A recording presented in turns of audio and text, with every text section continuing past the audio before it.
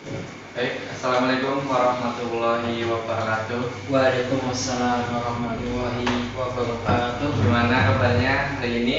Baik aku. Alhamdulillah baik Pak. Gimana Mas ini? Masih semangat untuk belajar? Masih semangat dan juga masih bisa mengikuti mata pelajaran Bapak. Nah, baik. Pada kesempatan kali ini kita akan belajar mengenai meningkatkan pemahaman teks eksposisi. Ya, teks eksposisi itu adalah teks yang menjelaskan sebuah argumen yang dimiliki yang berasal dari seorang dan didukung oleh data-data. Teks eksposisi bertujuan untuk menjelaskan atau menerangkan suatu topik. Nah, begitu. Jadi teks eksposisi itu seringkali menjelaskan suatu topik tertentu, namun jangan pemaham, tapi namun di beberapa kondisi itu seringkali ditemui pemahaman yang salah mengenai teks eksposisi tersebut. Oleh karena itu saya akan menjelaskan bagaimana cara meningkatkan pemahaman teks eksposisi. Baik. Yang pertama itu mengidentifikasi struktur teks. Ya, tentunya teks eksposisi itu mempunyai struktur. Yang pertama itu ada pendahuluan, isi, dan kesimpulan. Pendahuluan ini memperkenalkan topik yang akan dibahas dan biasanya berisi pernyataan umum atau argumen utama.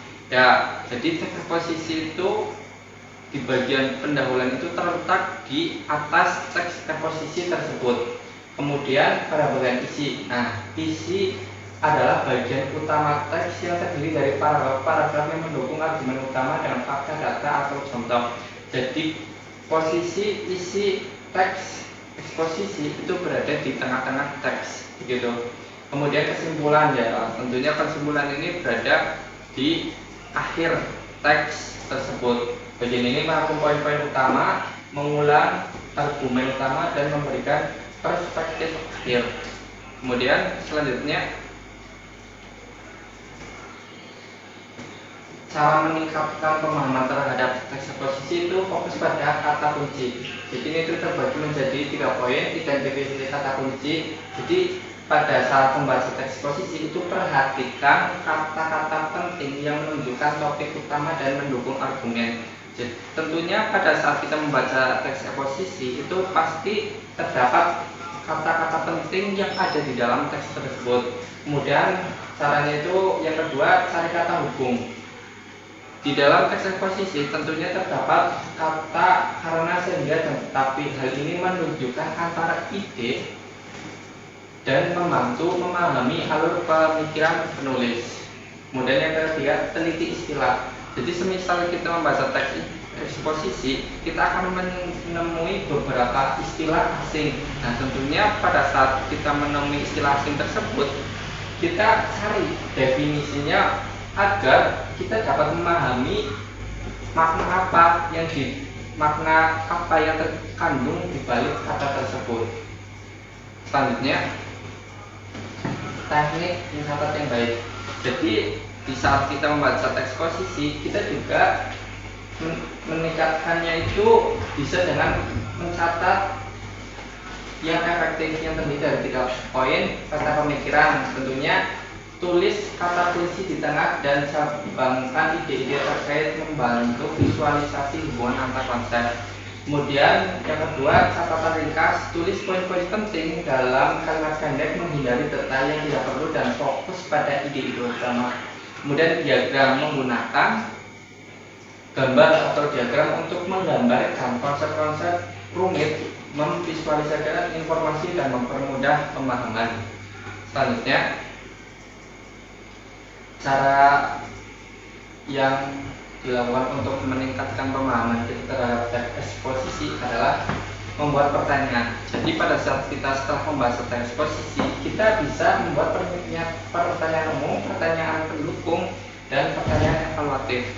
Pertanyaan utama itu buat pertanyaan tentang topik utama teks, mendorong pemahaman tentang tujuan penulis dan argumen yang diangkat. Kemudian Buat pertanyaan tentang detail-detail yang terkandung argumen utama, mempermudah pemahaman tentang fakta, contoh, dan bukti yang digunakan.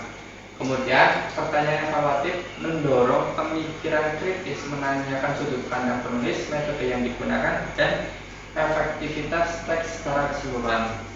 Selanjutnya, itu caranya itu memperkaya kosakata. Jadi identifikasi kata baru, perhatikan kata-kata yang tidak dikenal dan cari definisinya dalam kamus atau online. Yang kedua, latih penggunaan. Coba gunakan kata-kata baru dalam kalimat Anda sendiri untuk membantu mempermudah pemahaman dan meningkatkan kemampuan berbahasa Anda. Kemudian, buat daftar kata. Buat daftar kata-kata baru dan definisinya sebagai referensi untuk belajar dan meningkatkan kemampuan berbahasa. Selanjutnya, berdiskusi dan berkolaborasi. Jadi cara untuk meningkatkan kemampuan kita dalam memahami teks eksposisi itu bisa dengan berdiskusi dan berkolaborasi. Jadi diskusi ini terbagi menjadi 3. Yang pertama diskusi kelompok, diskusi kelas, dan pembimbingan dengan guru. Jadi diskusi kelompok itu berbagi pemikiran dan pertanyaan dengan teman sekelas, memperluas pemahaman dan mendapatkan perspektif yang berbeda. Diskusi kelas itu berpartisipasi dalam diskusi kelas, mengajukan pertanyaan-pertanyaan dan memberikan tanggapan terhadap argumen dan perspektif yang berbeda.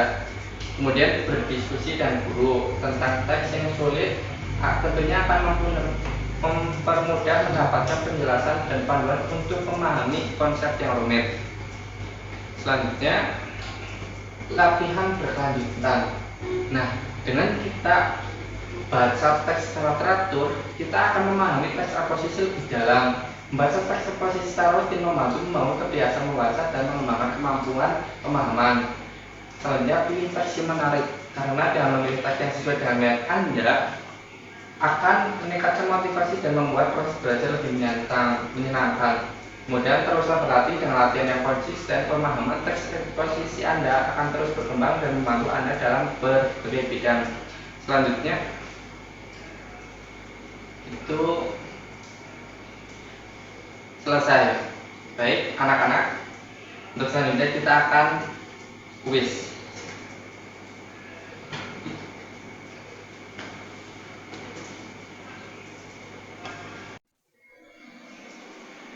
Baik, setelah tadi Bapak sudah menyampaikan beberapa cara untuk meningkatkan kita dalam memahami teks eksposisi, apakah anak-anak ada yang ingin ditanyakan, terutama untuk Mas Yeni? Gimana Mas Yeni? Baik Pak, izin bertanya tadi yang Bapak jelaskan mengenai teks eksposisi itu bagaimana kita dapat melakukan atau mengkaitkan teks eksposisi dengan cara yang baik dan mudah dipahami. Bagaimana Pak langkah-langkah yang harus kita terapkan? Ya, baik, pertanyaan yang bagus untuk Mas Yeni ya terkait eksposisi. Ya, tentunya kita pernah mendengar sebuah peristiwa, misalnya gunung meletus. Nah, itu bisa dijadikan teks eksposisi. Misal gunung meletus ini pernah meletus pada tahun sekian, terus pernah mengeluarkan lava api misal gitu. Tapi itu hanya beberapa contoh ya. Untuk lebih jelasnya kita akan kuis ya. Kita akan memulai dalam hitungan 1, 2, 3. Baik, Mas Yeni, silakan jawab. Silakan jawab, pilih. Baik, saya menjawab Mana nih? itu yang ketiga Pak. Ketiga. Coba lagi. Ya, ternyata jawabannya salah. Ya, maaf ya Pak. Abdi. Baik, bentar. Ini contoh. Ini soalnya ciri khas teks eksposisi. Iya, gimana pilih yang mana? Nanti saya putar-putar terlebih dahulu. Nah, sini. Yang keempat Pak.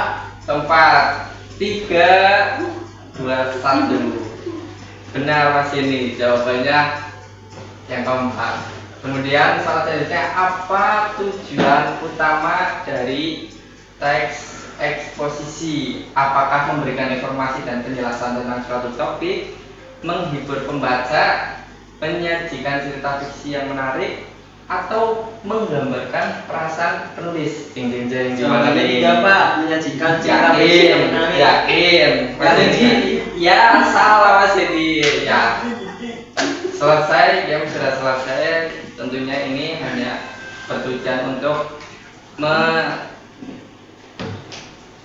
meningkatkan kita dalam pemahaman teks eksposisi.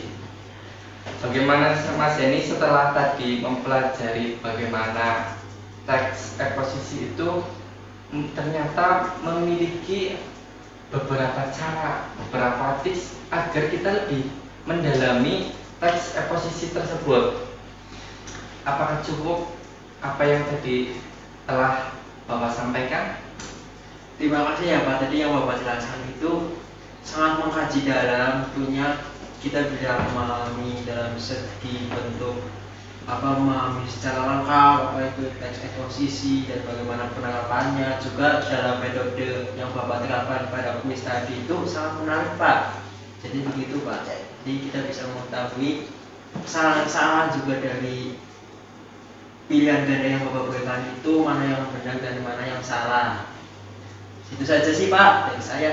Oh ya, semoga dari Bapak yang telah saya sampaikan ini dapat membantu Mas ini dalam meningkatkan dalam memahami teks eksposisi lebih dalam. Cukup sekian yang dapat saya Bapak sampaikan. Mohon maaf terdapat salah-salah kata. Bapak akhiri. Wassalamualaikum warahmatullahi wabarakatuh. Waalaikumsalam.